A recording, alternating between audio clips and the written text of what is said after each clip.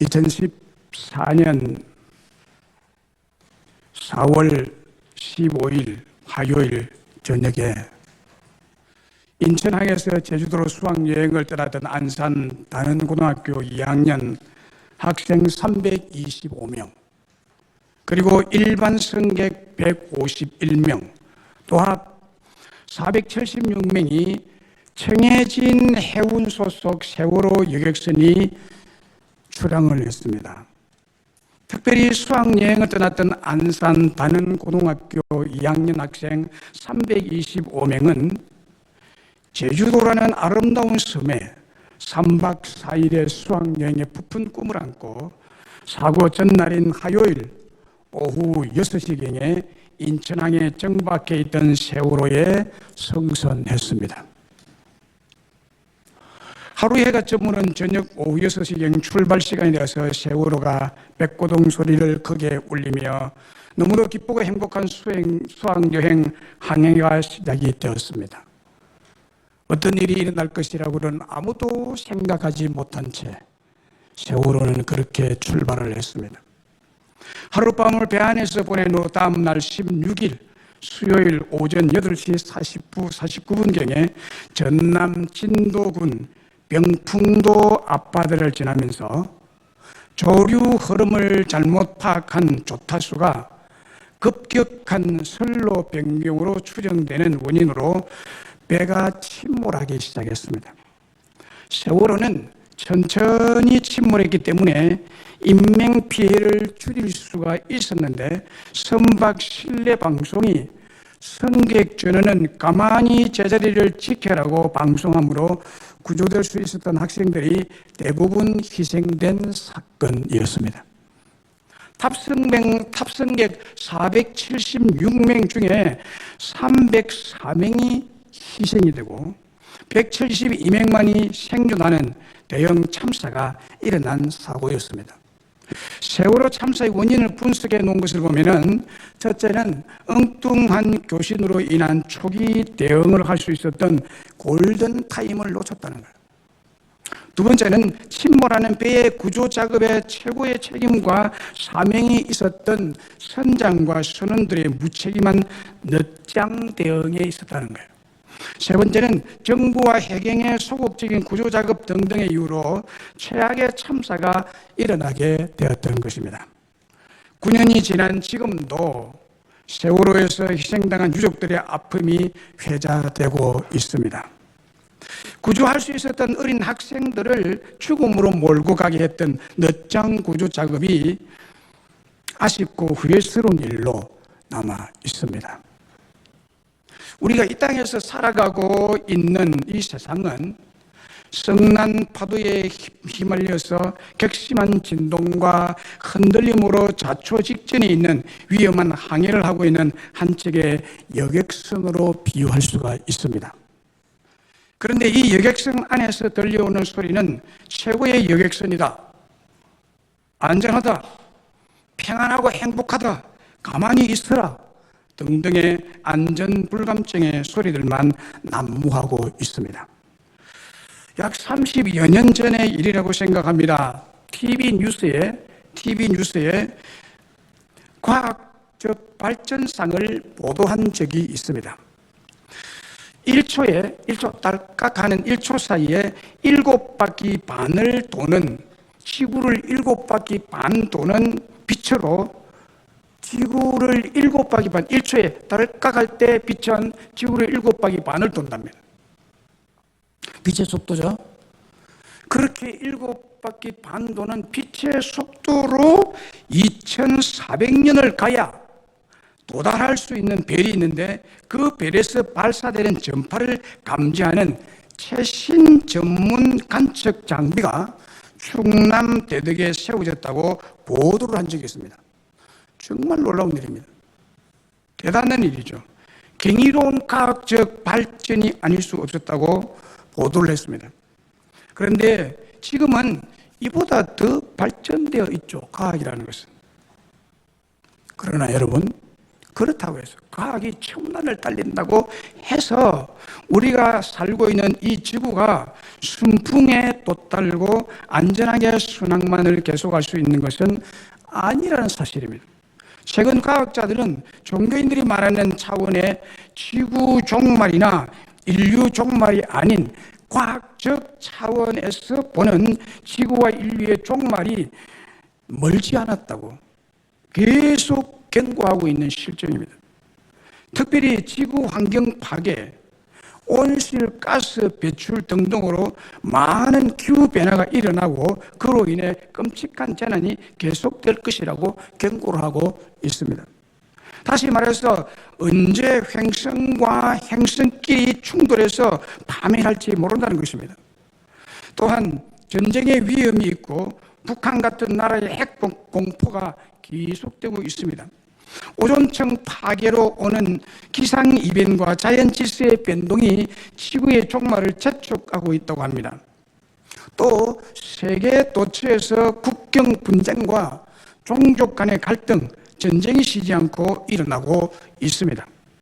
살상과 테러와 재난이 계속 꼬리를 물고 일어나고 있습니다. 그런데 불행한 것은 인간을 불행하게 만드는 것은 그 어떤 집단이나 세력도 그것을 막지를 못하고 있다는 점입니다. 이 재난을 막지를 못하고 있다는 거예요. 우리 종교적인 입장에서 보아도 구태여 강 건너 불난 마을 이야기만 할 필요가 없죠. 자, 저는 지난 2년 동안 코로나19 전염병의 격동과 격변의 소용돌이를 바라보면서 우리 믿는 믿음의 성도들과 우리 교회가 할 수 있는 역할이 무엇인가를 곰곰이 생각을 해보았습니다. 30년간 더 써도 남을 석유와 식량을 비축해 두었다 하더라도 그것으로 문제가 해결될 수는 없는 것입니다. 동네마다 대학을 세우고 경찰서를 짓고 1인당 국민소득 1만 불을 넣는다고 해도 역시 이런 재난의 문제를 해결할 수가 없는 것입니다. 진도 앞바다에 자초됐던 세월호는 최초 6시간 이상이나 가만히 있으라 괜찮을 것이다라고 안일한 대처가 구조할 수 있었던 골든타임을 놓쳐버린 것이 파멸의 원인이 되었던 것입니다. 그래서 우리 믿는 믿음의 성도들과 우리 교회가 할 수 있는 역할과 교회가 할 일은 침몰선에서 빨리 나오라는, 빨리 탈출하라, 시간이 없다라고 소리치는 것, 알려주는 것이라고 생각했습니다. 다시 말하면 곧 전복될 세월호같이 겁없이 돌진하는 현대 문명과 인간들 향하여 그렇게 살다가는 파멸한다는 사실과 여기 사는 길이 있다는 사실을 가르쳐주는 것이 우리가 해야 될 일이라고 생각합니다. 그렇게 무모하게 살아서는 안 된다고 알려줘야 하는 것입니다. 돈을 다발로 쌓아놓고 돈 벌기를 그냥 정신없이 하면서 살아도 인생이 그저 그렇고 그런 사람들에게 명예도 있고 권력도 있지만 마음속에 참 평화가 없고 평안이 없는 사람들에게 말도 못할 고민도 엄청나게 쌓여있고 그 고민 때문에 길고 긴 밤을 잠 못 이루는 사람들에게 절망과 좌절의 늪 속에서 헤어나지 못하고 허우적거리는 사람들에게 학문과 지식의 경험으로 해결하지 못할 문제에 고민하는 사람들에게 종교는 가지고 있지만 참된 평화를 맛보지 못하고 실존의 문제를 해결하지 못하고 있는 사람들에게 교회는 덜락거리지만 오늘 죽어도 천국 갈 수 있는 확신이 없는 사람들에게 교회가 할 수 있는 일이 뭐냐는 예수 믿읍시다. 교회에 나와 함께 참된 예배를 드립시다 라고 전도하는 일입니다. 그래서 코로나19가 지나간 2023년도 올해 우리 교회 표를 명성교회를 복구합시다로 정했습니다. 그런데 여러분 하나님께서 저와 여러분들에게 또 우리 명성교회를 복구하도록 주신 특별하고도 가장 복된 은혜와 축복이 있습니다. 가장 큰 은혜와 복된 축복. 하나님께서 우리에게 주신 가장 복된 은혜와 축복이 뭘까요? 그것은 하나님께서 저와 여러분들에게 복음을 전하는 사명을 주신 것입니다. 복음을 전하는 사명 주신 것, 이것이요, 이 지구상에 가장 복되고 은혜로운 축복입니다. 이걸 모르죠, 잘. 한국교회가 이걸 잘 몰라요. 그런데 가장 큰 축복과 은혜, 하나님 주신 은혜는 복음 전하는 사명을 우리에게 맡기셨다. 엄청난 축복입니다. 오늘 본문 16절 17절에요. 내가 복음을 전할지라도 자랑할 것이 없으면 내가 부득불할 일입니다. 만일 복음을 전하지 아니하면 내게 화가 있을 것이로다. 내가 내 자유로 이것을 행하면 상을 얻으려니와 내가 자유로 아니한다 할지라도 나는 사명을 받았노라. 이랬습니다.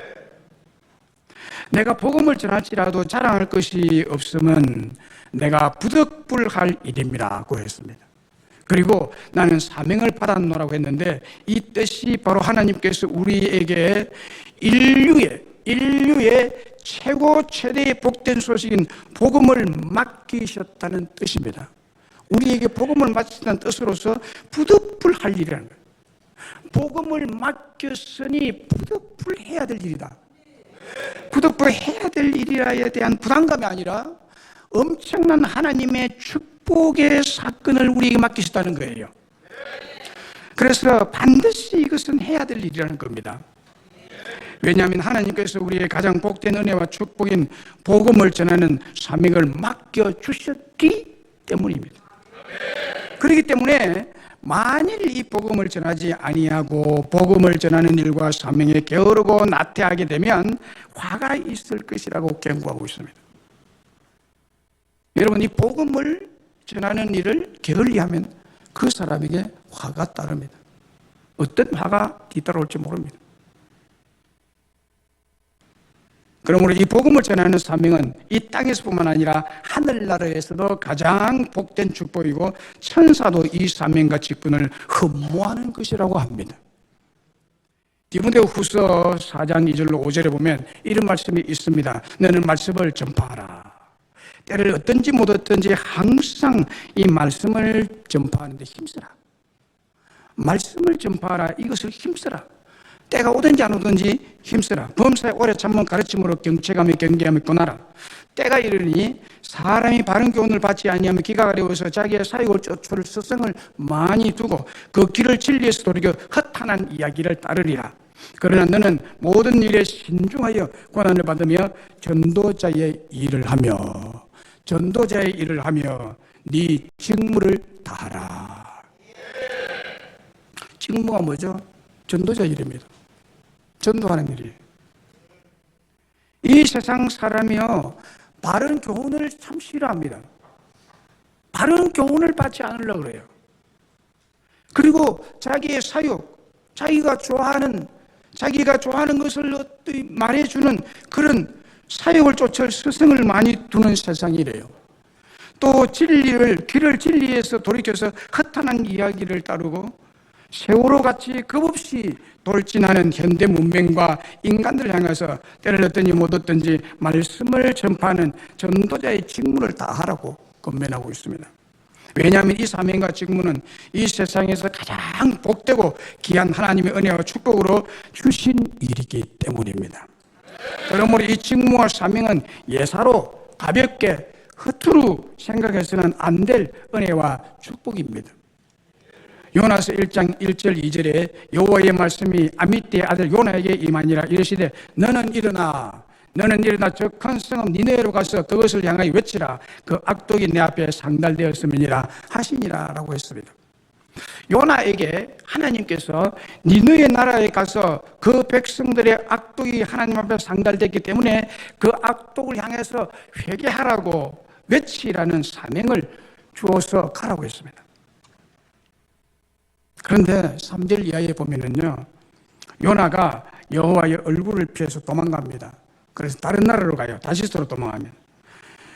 요나는 니느웨로 가서 복음을 전하기가 싫었던 것입니다. 하나님이 시키시는데도 싫어서 다른 데로 도망갑니다. 그래서 배 타고 도망가고 있는데 하나님께서 큰 바람을 배가 가는 앞에 내려서 배가 못 가도록 만들어요.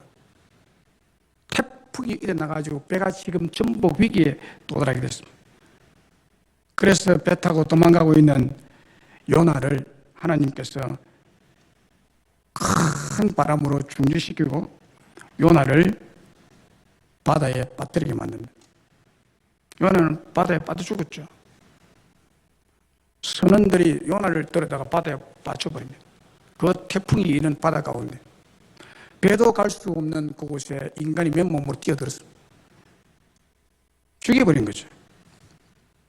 그런데 하나님은 요나를 죽이려고 그런 것이 아니라 요나가 탁 빠지는 그 지점에 큰 물고기를 예배해 놨다가 요나가 탁 빠질 때 입으로 확 삼키게 만들었어요.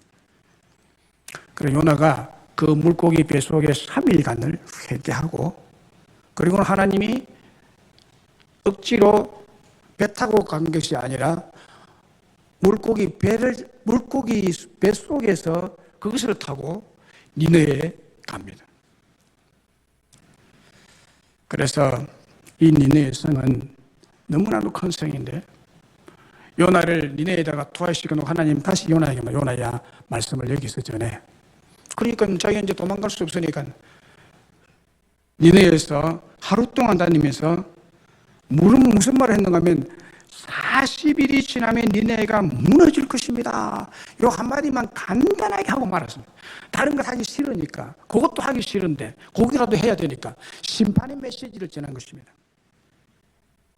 그런데요, 요나서 3장 10절에 보면 이렇게 기록하고 있습니다. 하나님이 그들이 행한 것, 곧 그 악한 길에서 돌이켜 떠난 것을 보시고 하나님이 뜻을 돌이키사 그들에게 내리라고 말씀하신 재앙을 내리지 아니하신지라 이랬습니다. 놀랍죠? 하나님이 요나의 한마디 말씀에 니네의 성읍 사람들이 왕에서부터 모든 종의 일까지 회개하고 다 돌았습니다. 하나님을 믿게 됩니다. 자, 여기서 우리가 깊이 생각해 보아야 될 불변의 진리가 있습니다. 요나서에서 우리에게 말씀하는 불변의 진리 하나가 있는데요. 왜 자기가 가기 싫어하는 그 땅으로 요나를 끝까지 추적해서 잡아가지고 니느웨에 보내면서 요나의 입을 통해서 메시지를 전하라고 했을까? 인간 메신저가 하나님의 말씀에 순종하지 않으면 하나님께서 직접 심판의 메시지를 전하면 될 것 아니에요. 무엇 때문에 아쉬운 소리를 인간 요나에게 하면서 네가 가야 돼. 그래 또 말 안 들으니까 거기 물속에다 집어넣어가지고 니네 억지로 토하게 만들어서 거기서 요나의 입을 통해서 구태여 그렇게 해야 되느냐는 거야. 아니 하나님이 직접 하실 수가 없나요? 하나님이 그냥 천둥벼락을 쳐서 그냥 하늘에서 소리를 발해서 너희 백성들아 회개해라. 내가 40일 후면 벼락을 때려서 너희들 다 전멸시켜버릴 것이다 하면 더 확실하게 할 것 아니요. 뭐 때문에 아쉬운 소리를 인간에게 하면서 요나에게 하면서 마치 요나에게 하나님 무릎 꿇듯이 사정을 해서 요나 네가 가서 전파하라고 했을까요?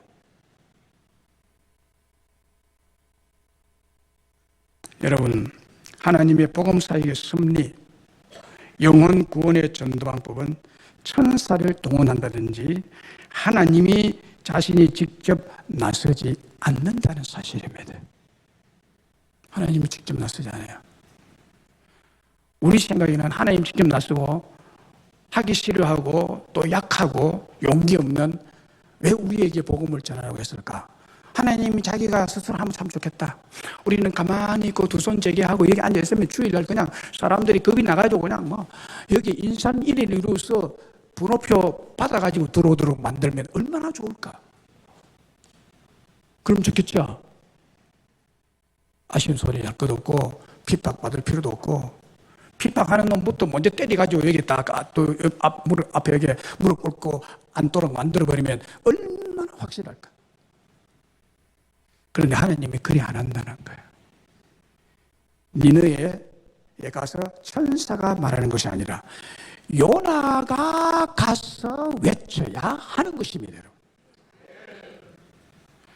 하나님도 그렇게 복음의 메시지를 전하지 않으시고 천사에게도 맡기지 않은 복음 사역을 오늘 저와 여러분에게 맡기신 것은 우주 가운데 최고의 은혜요 축복의 사명이라는 사실을 여기에서 발견할 수가 있습니다. 만약에 요나가 여러분 하나님 명령에 불순종했는데 복음 전하는 것 아니면 죽게 만들어버렸어요. 복음 전하는 건 사명 때문에, 니느웨에 요나가 가야 되기 때문에 요나를 바다에 빠뜨려서 죽게 만들고 그렇게 버려두지 않고 요나를 다시 구출해서 니느웨에서 살려서 니느웨로 보낸 것은 복음 전파 하나 때문에 그랬어요. 사도행전 10장에도 보면 로마 군대 백부장, 로마 군대의 중대장인 고넬료라는 사람이 소개되고 있습니다. 그게 사도행전 10장 2절에 보면 이런 말씀이 기록되어 있어요. 그가 경건하여 온 지방 더불어 하나님의 경외하는 백성을 많이 구제하고 하나님께 항상 기도한다고 했어요. 로마 군인입니다. 당시 로마가 유대 나라까지 지배하고 있었을 때 당시잖아요. 그래서 로마에서 파견된 파견 장교, 중대장 고넬료, 이 사람이 하나님을 얼마나 경외하고 그래서 얼마나 선한 일을 많이 하고 하나님께 항상 기도하는 경건한 사람입니다. 그러나 이 사람에게는 예수가 없고 예수로 말미암아 죄 사함이 없는 신앙을 가지고 있었습니다. 그런데 하루는 기도하고 있는데 고넬료에게 하나님의 사자인 천사가 찾아옵니다. 천사가 찾아와서 천사가 고넬료에게 이렇게 말했습니다. 사도행전 10장 5절에 보면요, 네가 지금 사람을 요바에 보내어 베드로라 하는 시몬을 청하라 라고 했어요. 하나님 하시는 이상해요. 시몬을 청하라 그래요. 또 천사가 고넬료가 나타났으면 그만 베드로를 청해서 베드로를 통해서 말을 들을 게 아니라 이왕에 나타난 김에 베드로가 할 말을 천사가 그 자리에 하면 될 것 아니에요. 왜 베드로를 또 굳이 택하라 그랬어요? 베드로를 왜 청해서 베드로를 통해서 네가 말을 들으라고 했을까요? 참 이상해요. 그 사도가 와서 너에게 전하는 구원의 복음을 들어야 네가 구원을 받는다고 이렇게 말합니다. 그러지 말고 자기가 천사가 바로 말하면 될걸. 복음의 메시지에 대해서는 언제나 천사는 유보하고 하나님도 유보합니다. 말 안 합니다. 그래서 여러분이 직접 개인적으로 교회를 안 오고 하나님으로부터 직접 구원의 메시지를 듣고 구원받은 사람은 아무도 없습니다. 천사도 안 합니다. 여기에 와서 이 목사가 전하는 복음의 메시지를 들어야 구원을 받을 수 있습니다, 여러분. 이 놀라운 신비로서 교회에 주신 특권이고 여러분에게 주신 특권이고 우리에게 주신 놀라운 축복입니다. 이래서 베드로를 고넬료까지 청해서 복음의 말씀 듣게 됩니다. 사도행전 10장 33절에 이렇게 했죠. 내가 곧 당신에게 사람을 보내었는데 오셨으니 잘하였나이다. 이제 우리는 주께서 당신에게 명하신 모든 것을 듣고자 하였다. 하나님 앞에 있나이다. 이랬습니다. 고넬료는 그와 그의 식구들은 베드로를 통해서 복음의 메시지를 들어야 됩니다. 이 말을 들은 베드로가 입을 열어서 주님께서 베드로에게 주신 복음의 메시지를 전하게 되죠. 사도행전 10장 39절에 이렇게 말합니다. 우리는 유대인의 땅 예루살렘에서 그가 행한 모든 일의 증인이라. 그를 그들이 나무에 달아 죽였으니 이렇게 해서 설교가 간단하게 진행이 됩니다. 이 설교, 베드로가 전하는 설교를 듣고 그 가족 전부가 회개하고 그날 세례를 받고 성령 충만을 받게 되고 드디어 죄사함과 구원의 은혜를 가지게 되는 것입니다. 자, 이 사건도 똑같이 하나님의 섭리하심의 진리를 예표하고 있는 말씀인데 천사를 통해서 고넬료에게 많은 것을 가르쳐주고 있는데도 불구하고 죄사함과 거듭남의 진리인 복음의 메시지만큼은 전하지 않고 있습니다. 왜 그럴까요? 왜 굳이 복잡하게 힘들게 베드로 사도를 청해서 복음의 메시지를 베드로를 통해서 들어야 할까요? 천사에게 이 말을 전하도록 하나님이 맡기지 않으십니다. 여러분, 복음의 메시지만큼은 하나님은 직접 하시지 않고 또 천사에게도 시키지 않으시고, 이 복음의 메시지를 전하는 사명은 바로 요나에게, 베드로에게, 오늘날 우리 교회에게, 오늘 여러분들에게 복음의 증거에 고귀하고 최고의 사명과 은혜와 축복으로 우리에게 이 복음 전도의 사명을 맡기셨다 하는 것. 네, 이걸 맡기셨다. 여러분들 하나님 하실 거라고 생각하지 마세요. 복음 전도는 하나님이 우리에게 하라고 맡기신 것입니다. 네가 가라고. 우리 찬송가 508장 3절에 보면요, 영생의 복락과 천국에 갈 길을 만백성 알도록 나가서 전하세. 주 예수 말씀이 이 복음 전하라 우리에게 부탁하셨네. 주 내게 부탁하신 일 천사도 허무하게. 이거 보세요. 주 내게 부탁하신 일 천사도 허무하겠네. 주님이 내게 부탁하신 일이 뭐예요? 이 복음 전하라는 거예요. 복음 전하라는 말씀을 우리에게 맡기셨습니다. 이걸 우리에게 가서 전하도록 부탁하셨습니다. 자, 이 주님께서 우리에게 부탁하신 일을 천사도 허무하는 일입니다. 천사도. 왜냐하면 너무너무 복되고 영광스러운 일이기 때문에 그래요. 화목케 하신 구주의 말씀을 온 세상 널리 전하세요. 자, 여러분, 지난주에도 말씀드렸습니다마는 마가복음 10장 29절로 30절에 보면요, 예수께서 이르시되 내가 진실로 너희에게 이르노니 나와 복음을 위하여 집이나 형제나 자매나 어머니나 아버지나 자식이나 전토를 벌인 자는 현세에 있어 집과 형제와 자매와 어머니와 자식과 전토를 100배나 받대. 100배나 받대. 박해를 겸하여 받고 내세에 영생을 받지 못할 자가 없느니라. 예수님 우리에게 복음 전하라고 사명을 맡겼다는 거예요. 이것은 100배의 축복받을 은혜와 축복이라는 거예요. 여러분, 주님께서 우리에게 부탁하신 복음 전파의 사명은 천사도 이 사명 가지기를 허무한다 그랬어요. 왜냐하면 천사는 이 직책이 너무 귀하고 너무 큰 축복의 영광스러운 직책이기 때문에 천사가 그걸 가지고 자기가 복음 전하기를 허무하고 있대요. 그 직책을 저와 여러분에게 주셨다는 사실입니다, 여러분. 얼마나 놀라운 일인지 몰라요. 근데 이 좋고 큰 축복이 복음 전하는 것이기 때문에 악한 사탄이 얼마나 한국교회에 역사했는지, 와, 교회 가는 건 좋은데 전도하는 말만 안 하면 좋겠다라고 말을 해요. 네. 왜 내만 믿으면 되지? 다른 사람에게 복음을 전하라고 뭐 때문에 다른 사람에게 생활 간섭하듯이 네 종교 바꿔라고 이래야 되느냐 하는 거죠. 아니에요. 이 사명 자체가 하나님이 우리에게 주신 가장 영광스럽고 가장 복된 사명이기 때문에 그런 것입니다. 그래서 이거를 잘 못 깨닫고 있어요. 이걸 못 깨닫고 있는 것이 문제죠. 그러니까 이 복음 전하는 걸 싫어하는 거거든요. 전도하는 사명을 싫어하는 거거든요. 여러분, 전도 사명은요, 하나님이 최고로 귀한 것을 우리에게 맡겨주신 은혜인 것을 믿으시기를 바랍니다. 그럼 우리가 어떻게 복음을 전해야 할까요? 빚을 갚는 심령으로 반드시 복음을 전해야 돼요. 빚을 갚는 심령으로 복음을 반드시 전해야 돼요. 네. 내가 복음을 전할지라도 자랑할 것이 없으면 부득불할 일입니다. 부득불 반드시 해야 된다는 얘기거든요. 로마서 1장 14절에 보면은 바울은 자신을 가리켜서 복음의 빚진 자라고 했습니다. 헬라인이나 야마인이나 지혜 있는 자나 어리석은 자에게 내가 빚진 자라. 복음의 빚진 자라는 말이거든요. 내가 부득불할 일입니다. 내가 복음의 빚진 자라. 이 말씀을 두 개를 합해서 말씀을 드리면, 복음으로 구원받은 우리는 복음의 빚을 진 자라는 거예요. 복음 빚을 진 자인데 반드시 이 복음의 빚을 다시 갚아야 한다는 것입니다.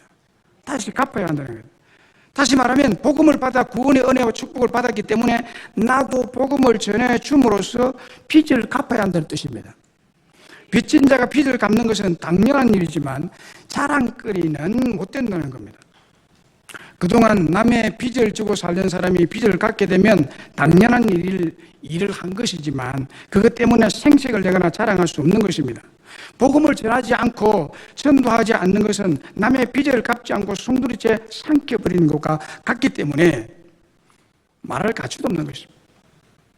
그러나 전도를 한다 해도 그것에 대해서 생색내고 자랑한다면 빚을 갚으면서 떠들어대는 것과 꼭 같습니다. 그래서 바울은 부득불할 일이지 이것이 자랑거리가 아니라는 거예요. 자랑할 일이 아니다. 그리고 사도는 복음을 전하지 않으면 자신에게 화가 있을 것이라고 했습니다. 여기서 화라는 말은 복음을 전하지 않으면 화가 있는데 이 화라는 말은 빚을 지고도 그것을 갚지 않는 사람에 임하는 하나님의 재앙과 심판을 의미합니다. 마태복음 18장 23절로 35절의 그 내용을 보면 빚을 갚지 못해서 감옥에 들어간 사람 비유가 나오죠. 어떤 사람이 1만 달란트를 빚을 졌는데 갚을 능력이 없었습니다. 1만 달란트라면 금으로 환산을 하게 되는데 금 한 달란트는 34kg이죠.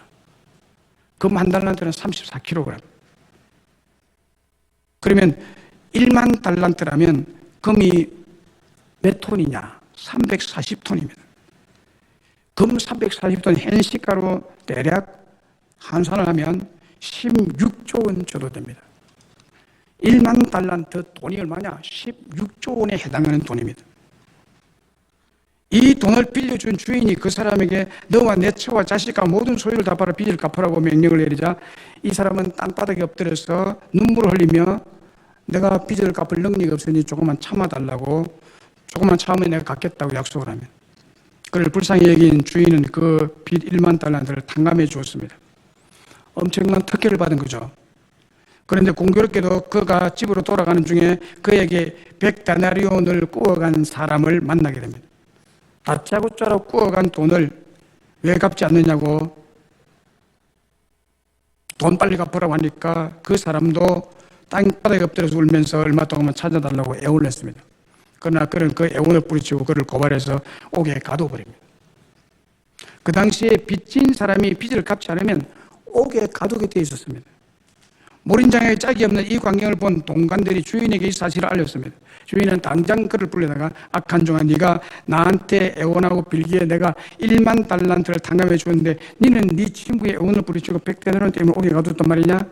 책망한 후에 그를 당장 옥에 가두라고 명령합니다. 여러분, 이 빚을 안 갚으면 화를 당합니다. 우리는 복음의 빚진 자들입니다. 믿습니까? 여러분, 복음을 받아들일 합당한 어떤 구원받을 만한 어떤 그게 있습니까? 무슨 공력을 세웠습니까? 아무런 공력이 없습니다. 공력으로 구원받는 것이 아닙니다. 그래서 우리는 복음으로 구원을 받았기 때문에 복음의 빚진 자들입니다. 이 복음의 빚을 갚아야 됩니다. 당장 갚지 않으면 안 됩니다.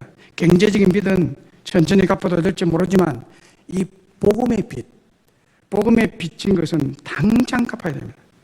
갚을 능력이 없어서 갚지 못하는 것은 유예받을 수도 있고 탕감받을 수도 있지만 갚을 능력이 있으면서도 갚지 않는 것은 기만이며 사기이기 때문에 용서받을 수 없는 것입니다. 우리는 하나님께 진 복음의 빚은 다 갚을 능력을 우리에게 주셨습니다. 우리에게 복음의 빚 갚을 능력을 주신 줄로 믿습니다, 여러분. 다 갚을 수 있습니다. 반드시 갚아야 됩니다. 왜냐하면 이 빚은 안 갚으면 하나님의 심판을 받기 때문입니다. 빚을 갚읍시다, 여러분. 그리고 빚진 죄인이 되지 맙시다. 사도행전 5장 42절에 보면요, 초대교회 성도들이 이렇게 말합니다. 그들이 날마다 성전에 있든 집에 있든지 예수는 그리스도라고 가르치기와 전도하기를 그치지 아니하니라. 날마다 전도하기를 그치지 아니했다고. 이게 원형교회의 모습이고 원형교회 성도들의 모습입니다. 이래야 됩니다, 여러분. 네, 이래야 됩니다. 오늘 본문에서 어떤 자세로 복음을 전해 효과적으로 많은 사람을 얻을 수 있는지 여기에 4가지 계명을 말씀하고 있습니다. 첫째로는 자유자들에게 종이 되어서 섬겨줌으로 복음을 전해라. 둘째는 유대인들에게는 유대인같이 되어서 복음을 전해라. 셋째는 율법 있는 자나 없는 자에게 율법 있는 자는 율법 있는 자처럼, 율법 없는 자는 율법 없는 자처럼 내가 그렇게 해서 그 사람도 복음 전해라. 그 다음에 약한 자들에게는 약한 자와 같이 되어주는 것, 이렇게 복음을 효과적으로 전할 수 있다는 것입니다. 자, 이 구절의 전도 지침, 오늘 본문의 전도 지침을 오늘 우리의 현실에 맞는 전도사에게 적용해야 될 대표적인 4가지 경우가 있습니다. 이 경우는 본문에 복음 전할 경우 4가지를 말하고 있는 것은 오늘 우리의 현실에 맞지 않습니다. 바울 자신의 때에는 이게 맞는 거지만, 그러니까 이거를 우리에게 적용해서 다시 4가지로 복음 전하는 데 지침을 맞게 여러분들에게 말씀을 드리겠습니다. 자, 어떤 경우가 있는, 첫째는 아예 구원받지 못한 사람들에게 복음 전해줘. 두 번째는 믿다가 타락한 사람이 있습니다. 믿다가 타락한 사람이 있습니다. 복음 전하다 보면 믿다가 타락한 사람이 있죠. 시험 받아가지고 교회 안 나온다는 사람, 나도 청년회장까지 했다고 하는 사람이 이제 교회 안 나가는 사람이 있어요. 이런 사람에게 어떻게 전도해야 되느냐는. 셋째는 믿는다고 하지만 확신이 없는 사람. 마지막은 신앙생활을 하긴 하는데 늘 실패하는 사람이 있습니다. 4가지 부류로 분리해 볼 수가 있습니다. 그래서 똑같이 전편일률적으로 복음을 전하면 안 되는 거예요. 첫째, 구원받지 못한 사람들에게는 예수님을 개인의 주님으로 영접하지 않았기 때문에 그 사람 자신이 그리스도인을 생각하지 않는 불신자인데, 이런 사람이 전도할 때는 이사야서 53장 6절과 요한복음 1장 12절의 말씀으로 접근해야 됩니다. 여러분들이 그 성경 핸드폰에 요즘 성경 앱도 있잖아요. 간단하게 찾아볼 수 있잖아요. 앉아서 이제 커피숍이나 앉아서 이야기할 수 있는 기회가 이제 마련되었을 때, 불신자에게는, 예수 안 믿는 자에게는 이사야 53장 6절, 네가 지금 가는 길이 잘못된 길이야. 그리고 요한복음 1장 12절에 예수를 영접해라. 그러면 네가 하나님의 자녀가 될 수 있다.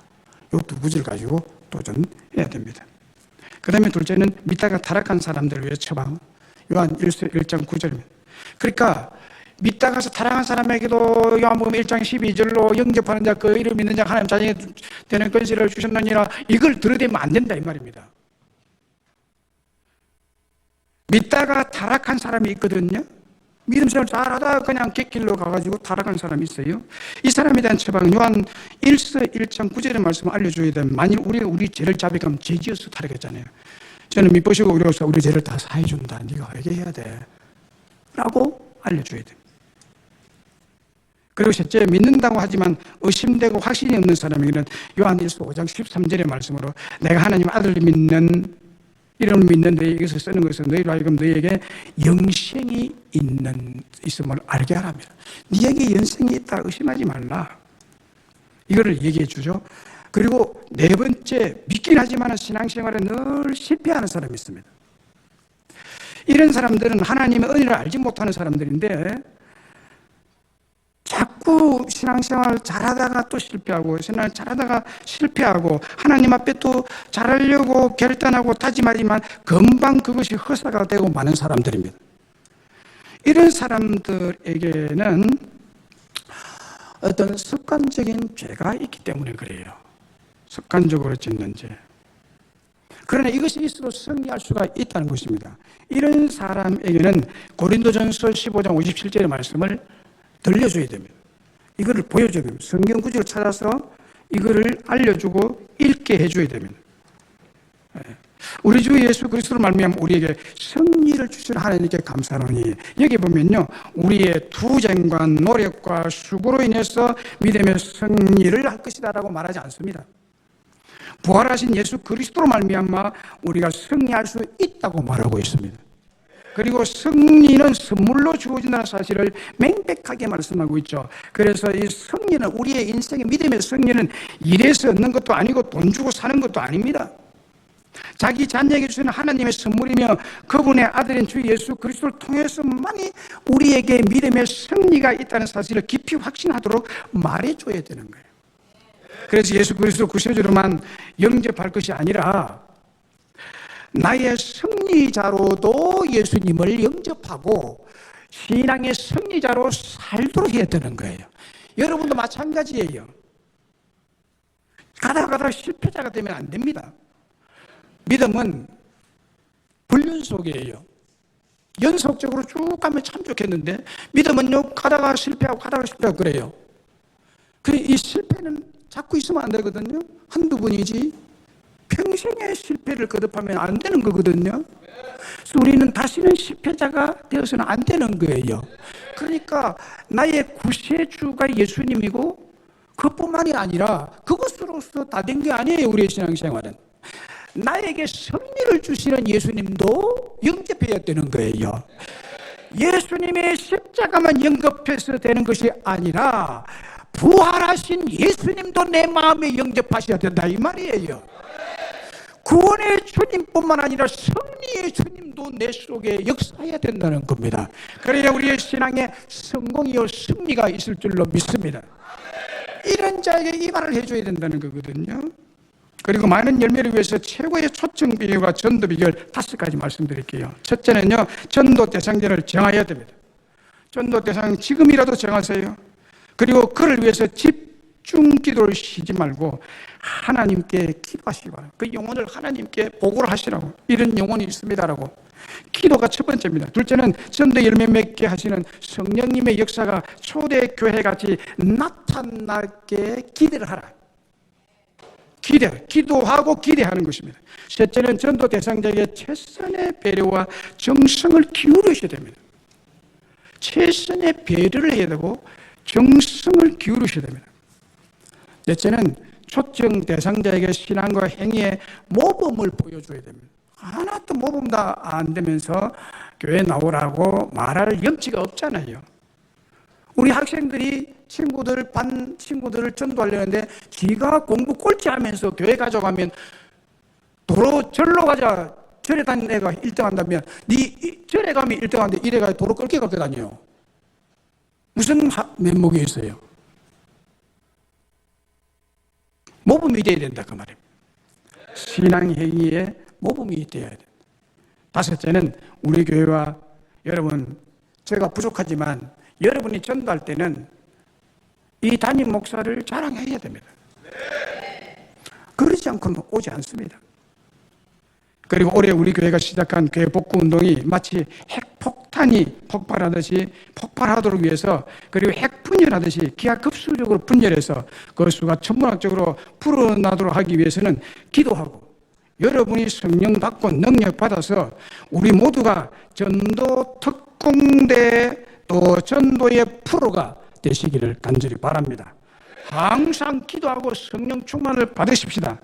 그래야 우리 심령 속에 놀라운 믿음의 힘이 생기게 될 줄로 믿습니다. 계속해서 복음을 전하는 사명을 감당해 가십시다. 그래야 하면 여러분 개인과 가정과 교회가 그리고 이 나라가 엄청난 하나님의 보호하심과 축복을 받게 될 줄로 믿습니다. 말씀 믿습니다. 왜 잘 가던 세월호가 제주도의 근접한 진도 앞바다에서 그렇게 서서히 침몰하는데도 300명이 넘는 꽃다운 고등학생들이 구출을 받지 못하고 가만히 몰살을 당하는 참사가 일어났을까요? 왜 인도에서 열차 전복 사고로 엄청난 사람들의 인명피해가 났을까요? 왜 튀르키예에 엄청난 지진이 일어나서 많은 재난을 당하게 될까요? 작년 10월 헬로윈 데이 때의 서울 이태원에서 상상 못할 참사가 왜 일어나고 있을까요? 왜 북한 공산주의 나라는 무슨 핵으로 도발을 계속하면서 이 한반도에 세계의 긴장감을 주고 있나요? 이거 왜 참사가 엄청나게 많습니다. 여기에 대한 답을 저는 한마디로 여러분에게 말씀을 드린다면 마귀의 역사입니다. 공산주의와 모든 참사와 죽음은 마귀의 세력입니다. 마귀가 더 이상 술수를 부르지 못하고 마귀의 하수인으로 하여금 만행을 저지르지 못하게 하는 것은 바로 마귀를 멸하려 오신 예수 전도에 있습니다. 마귀는 예수의 피로 막아야 합니다. 십자가로 막아야 합니다. 예수의 세력이 확장되고 예수의 나라가 이 땅을 온통 점령해버리면 마귀는 발붙일 곳이 없을 줄로 믿습니다. 그러니까 우리 모두가 잘 살기를 진실로 원한다면, 이 땅에 하나님의 정의가 실현되기를 원한다면, 영생 얻고 천국 가기를 원한다면 전도해야 됩니다. 이것밖에 없어요. 예수 운동이 일어나게 합시다. 전도합시다. 예수님을 전해야 합니다. 그래서 오늘 저는 이 본문을 따라서 두 가지를 말씀드렸습니다. 첫째는 하나님께서 우리에게 복음 전하는 사명을 주셨다고 했습니다. 이 복음 전하는 사명은 이 땅에서뿐만 아니라 하늘나라에 가서도 가장 복된 축복이고, 천사도 이 사명과 직분을 가질 수 없기에 이 직분에 대해서 흠모하는 것이라고, 너무나 큰 은혜와 축복이라고 말씀드렸습니다. 하나님께서 우리에게 주신 가장 복된 은혜와 축복은 구원의 길을 전하는 전도입니다. 그러므로 둘째로는 반드시 부득불 이 복음을 전해야 합니다. 피절 감는 심령으로 반드시 복음을 전해야 한다고 말씀드렸습니다. 사도는 복음을 전하지 않으면 자신에게 화가 있을 것이라고 했습니다. 화란 빚을 지고도 갚지 않을 때 하나님이 내리는 재앙, 하나님의 심판을 의미한다고 말씀드렸습니다. 초대교회 성도들은 날마다 성전에 있든 집에 있든지 이 말씀을 가르치기와 전도하기 힘썼다고 했습니다. 우리가 본받을 것은 초대교회의 원행을 따라가야 되죠. 하나님은 이 복음을 자신의 입으로 직접 전하지 않습니다. 천사에게도 이 복음 전하는 것만큼은 시키지 않았습니다. 복음 전에서 죄사함과 구원받는 것은, 그리고 이 땅에서 능력적 삶을 사는 부활의 권능을 전하라고 한 것은 바로 저와 여러분에게 주신 것입니다. 이게 얼마나 복된 일입니까? 그래서 이것은 빚을 갚는 심정으로 반드시 복음 전하지 않으면 안 됩니다. 복음 안 전하면 개인에게, 가정에, 여러분의 후손에게 화가 미칩니다. 심판이 임합니다. 말씀은 거짓이 없습니다, 여러분. 그래서 요나에게, 베드로에게, 오늘 교회에게, 오늘 저와 여러분에게 이 복음 전교의 고귀하고도 귀중한 사명을 맡겨준 줄을 믿고, 여러분 반드시 하나님 앞에 복음을 잘 전함으로 백배의 축복을 받아 누리시기를 간절히 바랍니다. 한국의 전도왕들이 여러분 많습니다. 한결같이 간증하는 하나님의 축복의 상을 세 가지로 말하고 있습니다. 제가 요약을 하면 세 가지입니다. 전도한 자에게 주시는 축복의 상 세 가지. 첫째는 전도하는 자기 자신과 가족의 건강을 반드시 회복시켜 주더라. 암에 걸려도 암이 낫도록 역사하시더라는 거예요. 전도하는 자에게 이런 역사가 일어나더라는 겁니다.